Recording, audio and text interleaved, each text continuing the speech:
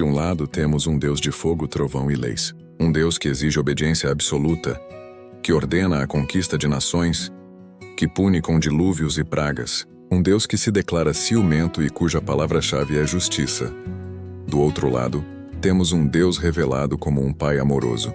Um Deus que prega o perdão radical, que pede para amarmos nossos inimigos, que cura os doentes e come com os marginalizados. Um Deus cuja palavra-chave é graça. Este é o confronto central que define a maior religião do planeta. Velho Testamento versus Novo Testamento. Parecem duas entidades, duas personalidades em guerra, uma crise de identidade divina. O que realmente aconteceu? Estamos falando de um Deus que se converteu? Que mudou de ideia sobre a humanidade? O Velho Testamento foi um plano fracassado? Ou será que o Novo Testamento é, na verdade, um aviso sobre algo que ainda não entendemos sobre o primeiro? E a pergunta que nos assombra há 2000 anos, e que eu prometo que vamos dissecar neste vídeo, é: o Deus vingativo do Velho Testamento e o Pai amoroso de Jesus são, de fato, o mesmo ser? A resposta não é um simples sim ou não. Ela é a chave para entender toda a história do Ocidente. E é muito mais complexa do que qualquer um ousa admitir. Vamos começar essa batalha aqui e agora. Qual dessas personalidades de Deus te intriga mais? O juiz implacável do Velho Testamento ou o Salvador misericordioso do Novo? Eu quero ver uma guerra nos comentários. Digite de um time velho se você se alinha com a ordem e a justiça, ou de time novo se você se alinha com a graça e o perdão. Vamos ver qual lado tem mais força nesta comunidade. E enquanto você digita, faça um favor a si mesmo e ao algoritmo. Esmague o botão de like. Mostre ao YouTube que você não tem medo de conteúdo profundo. Vamos quebrar a bolha.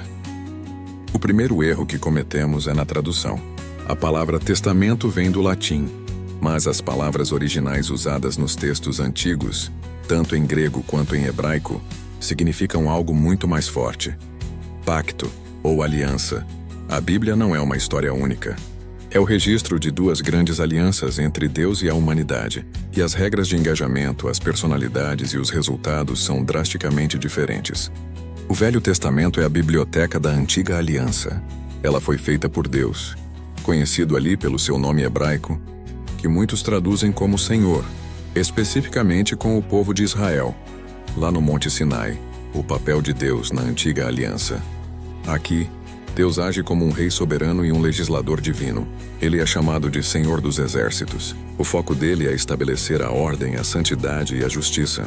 Ele entrega a lei, um código legal com centenas de mandamentos que governa cada aspecto da vida de Israel, da moralidade à dieta.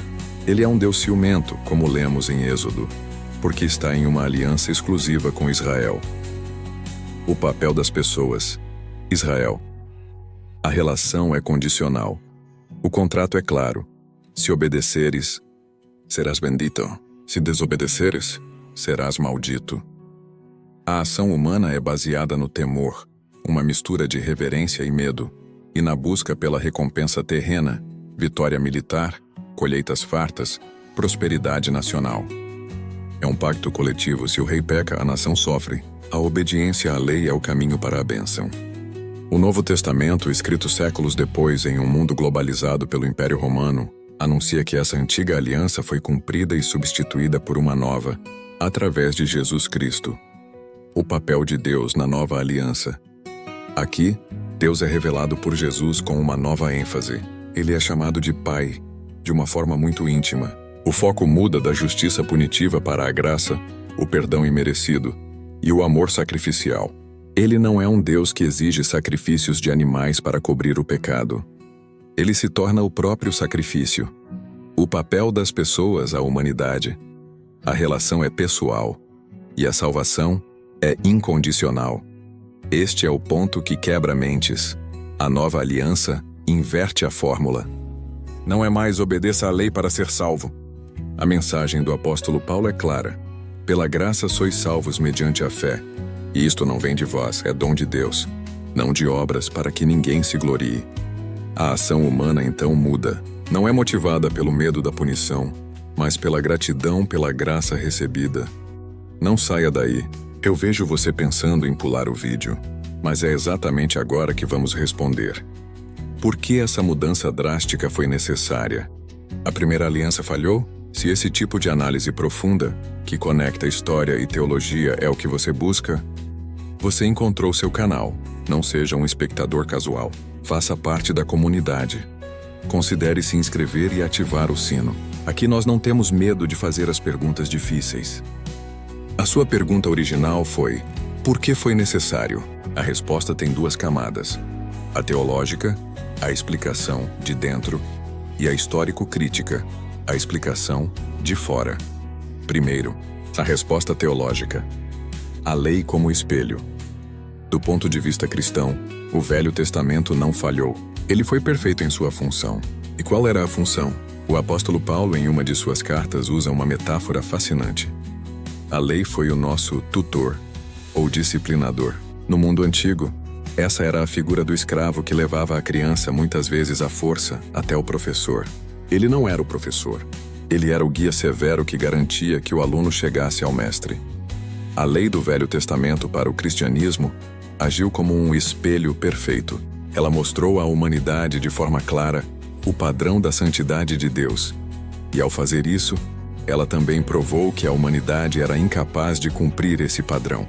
A lei diagnosticou a doença, o pecado, mas não ofereceu a cura definitiva.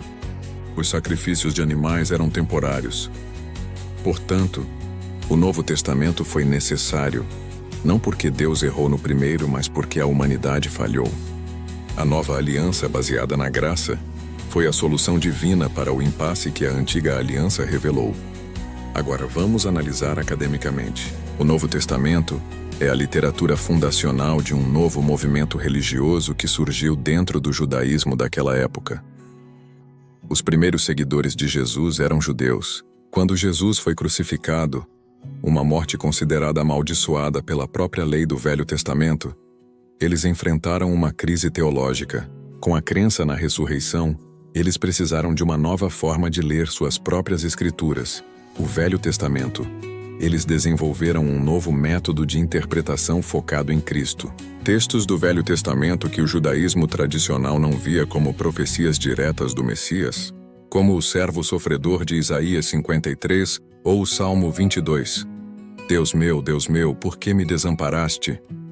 E foram radicalmente reinterpretados como profecias exatas da morte e ressurreição de Jesus. O Novo Testamento, portanto, é o documento que justifica e explica por que esse grupo dissidente acreditava que o Messias judeu havia chegado e inaugurado uma nova era, cumprindo e, em alguns aspectos, superando a aliança do Sinai. Ok, chegamos ao coração da rixa. O Deus do Velho Testamento e o Pai de Jesus são o mesmo? Essa tensão quase destruiu o cristianismo em seu berço. No século II, um líder cristão rico e influente chamado Marcião olhou para essa exata contradição e propôs uma solução radical. Eles são dois deuses diferentes. Para Marcião, o Deus do Velho Testamento era o Criador do mundo, um ser inferior, tribal, obcecado por leis e punições. Um Deus imperfeito. O Deus do Novo Testamento revelado por Jesus era o Deus verdadeiro, supremo, um Deus de puro amor e misericórdia, que era totalmente estranho a este mundo material e à lei judaica. Marcião criou sua própria Bíblia, a primeira de todas, que excluía todo o Velho Testamento e a maior parte do Novo. A igreja primitiva reagiu violentamente, declarando Marcião o maior herege de todos. Por quê? Porque a afirmação central da fé cristã oficial é: sim, é o mesmo Deus. Mas como eles conciliam isso? Aqui entra a solução teológica que sustenta 99% do cristianismo até hoje: a revelação progressiva. A ideia é que Deus não muda, mas a nossa capacidade de compreendê-lo é que progride. Na infância da humanidade, numa sociedade tribal e brutal, Deus teria se revelado em termos que aquele povo entenderia: poder, lei e justiça nacional. Na maturidade da humanidade, através de Jesus, Deus pôde revelar a parte mais profunda e completa de seu caráter: amor sacrificial, graça pessoal e misericórdia universal. Para um crítico, isso pode soar como uma correção de roteiro teológica, Uma forma de consertar uma história que não batia.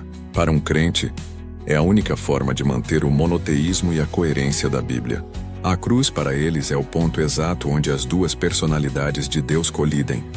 A absoluta justiça do Velho Testamento, que exige punição pelo pecado, e o absoluto amor do Novo Testamento, que oferece perdão, se encontram e são resolvidos em Cristo. Não pense que essa é uma briga de biblioteca. Esse confronto de 2000 anos define nossa política, nossa cultura e nossos debates sociais hoje. O debate político. Quando você vê movimentos conservadores usando versículos de Levítico, Velho Testamento, para condenar certas práticas ou justificar políticas de lei e ordem, eles estão operando primariamente a partir da aliança da lei do Velho Testamento. O debate social. Quando você vê movimentos progressistas ou a teologia da libertação usando o Sermão da Montanha, Novo Testamento, para defender os pobres, imigrantes e a justiça social radical, eles estão operando primariamente a partir da aliança da graça do Novo Testamento. O conflito interno. É o cristão que lê "Amem seus inimigos" no Novo Testamento em um dia, e não deixarás viva alma alguma, no Velho Testamento no outro, e sente um curto-circuito mental. A rixa entre Velho e Novo Testamento não é sobre livros antigos. É sobre qual aspecto de Deus, o juiz ou o pai, tem a palavra final na vida moderna. Este vídeo foi uma análise histórico-teológica e crítica. Nosso objetivo é puramente educativo e informativo. Não estamos aqui para dizer qual testamento está certo ou errado, nem para apoiar ou diminuir qualquer vertente da fé.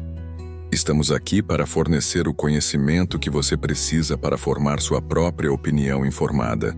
A verdade é que, para o cristianismo, o Novo Testamento é ininteligível sem o Velho Testamento como seu alicerce. E o Velho Testamento é uma história que termina em um suspense trágico sem o Novo Testamento como sua resolução. Agora, a pergunta final volta para você. A solução da revelação progressiva, a ideia de que Deus foi se revelando aos poucos, resolve o paradoxo para você? Ou você acha que, no fundo, a contradição entre o Deus da guerra e o Deus do amor é grande demais para ser reconciliada?